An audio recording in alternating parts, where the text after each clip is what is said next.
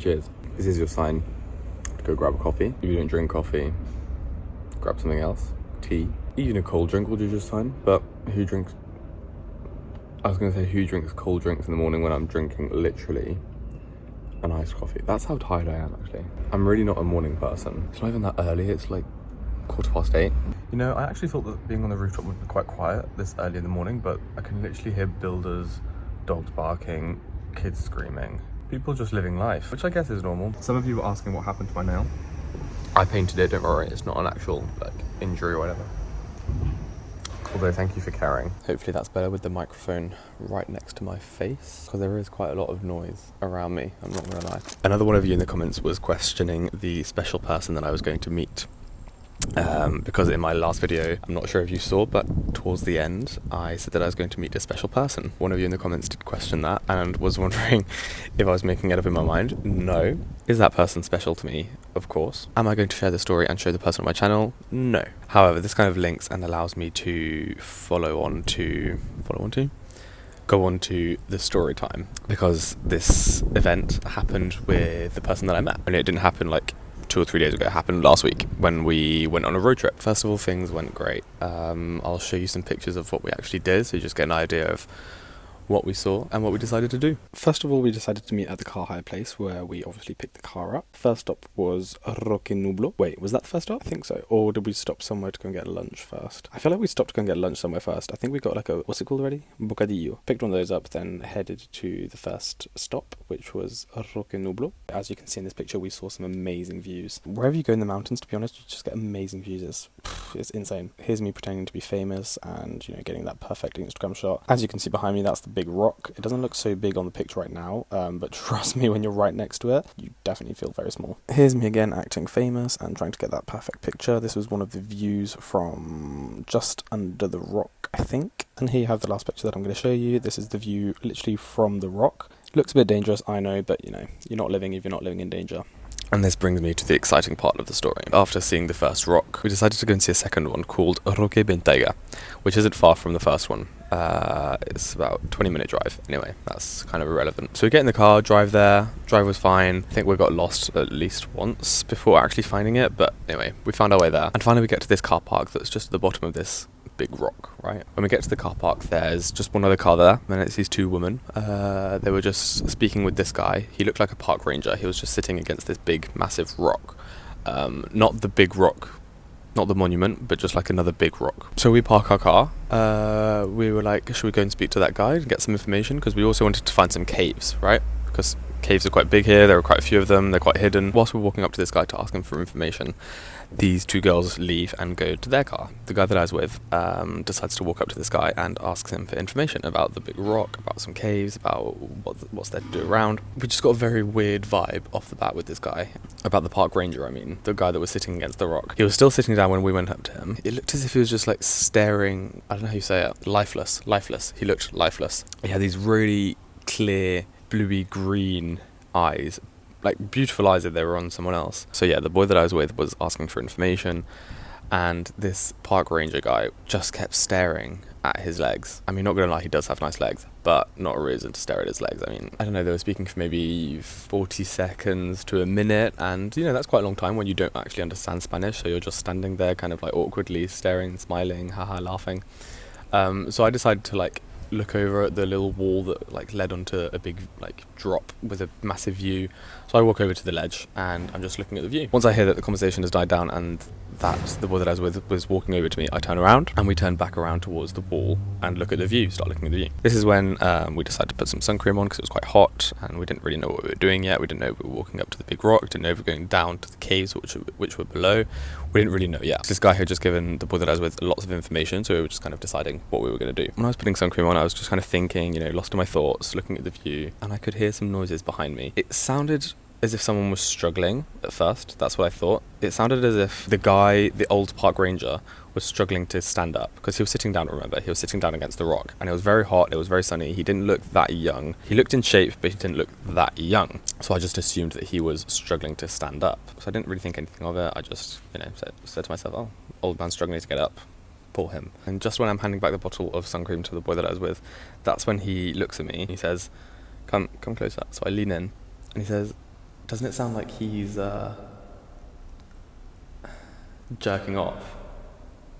And at first I smile. That's when I realised that the old man wasn't struggling to get up. This guy was fucked up. Everything just kind of clicks in my brain, and I'm like, okay, shit, this guy's probably jerking off looking at us right now. There's no one else around. We're at the top of a mountain. What the fuck? What do you do in that kind of situation? The sounds definitely shifted from sounding like someone was struggling to get up to someone actually enjoying themselves. This is when I decided to turn around, take a quick look, and actually see what was happening.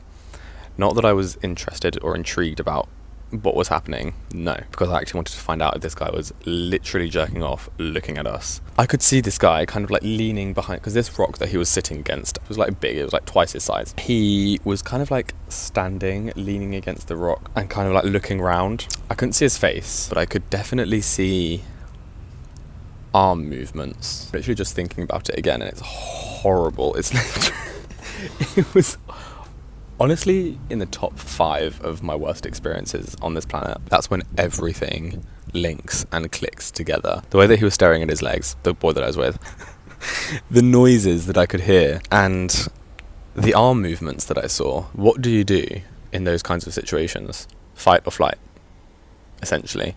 Well, we quickly took a flight. We looked at each other, we were like, okay, we need to get out of here, this is honestly so strange. We walked to the car without like staring, and it's kind of like, you know, when you're driving past an accident or something, you're just like, your brain is like, don't stare, don't stare, don't stare, don't stare. Even if you manage to not stare, your brain is still telling you like constantly, don't stare. That's how it was. We were literally walking to the car and we were like, don't stare, don't stare, don't stare, don't stare, don't look, don't look, don't look. We get into the car, and obviously the car is like facing like to where he was sitting originally, and to where he was standing up and doing whatever he was doing, you know, having his little party. We get in the car, and that's when I like look up, because obviously you have to look where you're going in a car. I look up and I see him putting his trousers back.